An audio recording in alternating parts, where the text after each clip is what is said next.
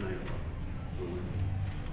Well, offensively in the first half, especially, we took care of the ball. We got good shots. We got a lot of easier shots in conversion looking ahead.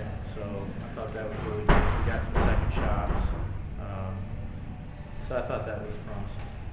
I know this is a run of, game against under 500 teams after Stetson, and with Stetson coming up, there's a run. So just talk about staying focused for those.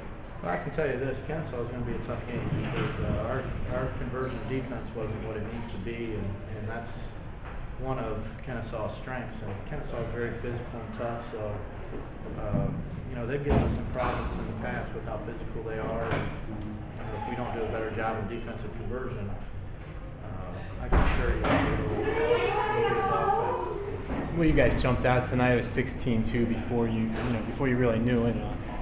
Your thoughts on just kind of getting off to a good start? Well, I thought that was real important, and I thought that first group did a great job to the first media timeout of really attacking them, making some plays, getting easy shots, and finishing those shots. And I thought Cheehill and Hansen in particular were exceptional, and helped build a huge lead for us. Some nice passes there too. Yeah, I thought so. I thought we made good decisions with the ball and conversion. We didn't just pass it to somebody, but we looked to see where we had the best advantage to pass it.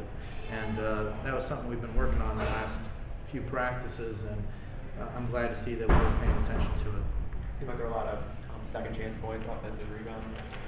Yeah, Brittany Kennedy was in there a lot in the first half. She got a lot of second chance points for us getting in there, and then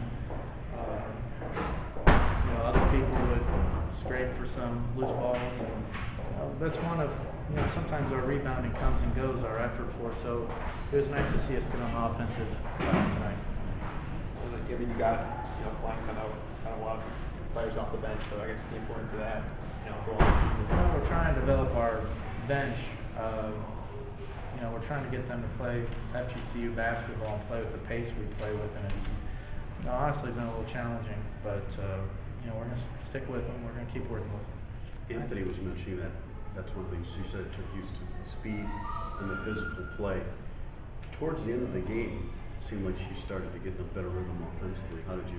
Yeah, I think she made a couple baskets, and that makes everybody feel a little better, a little more confident. And she's a good player. She needs to get physically stronger, and then she's just got to be willing to embrace the contact and understand that the game's physical over here, and people bump each other, and it doesn't mean it's a foul.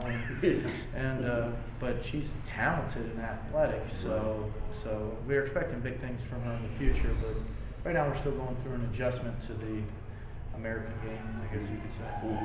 Any update on the COVID status? Well, we were really hoping to have her this week, but the doctor looked at her and said she's close, but that it'd be best to at least give her another week and they'll re-examine it again. But she's been cutting. She doesn't have any pain in her knee. But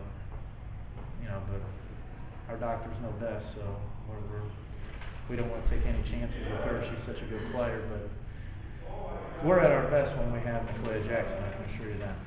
You're pretty confident that after that week you're probably going to have her back, or you don't really know right now? You never know, because it all depends on how she responds once she hasn't practiced with the team yet. So once you actually practice and you're sprinting and really guarding somebody, how the knee responds, making sure it doesn't swell up or cause her pain.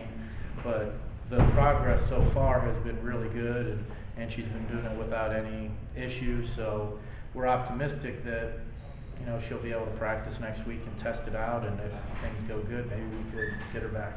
I know you don't love to talk about it, but going up, you continue to creep up the receiving votes list. Your thoughts on if you're able to crack that top 25 sometime soon, what that can do for the program and recognition? Well, it would be nice, but when you start worrying about that, you're not worried about what you need to be worried about. I kind of let those things take care of themselves, and I focus on Kennesaw. It would be a nice honor. It's a nice honor, getting votes, and when people look in the paper and they see that, with all those big time programs, there's also FGCU, and someday we'll get in the top 25, and hopefully it'll get to the point where you know, like other things within our program, it won't be a big deal anymore. That's the ultimate goal, is that people just, hey, would they expect FGCU to be there?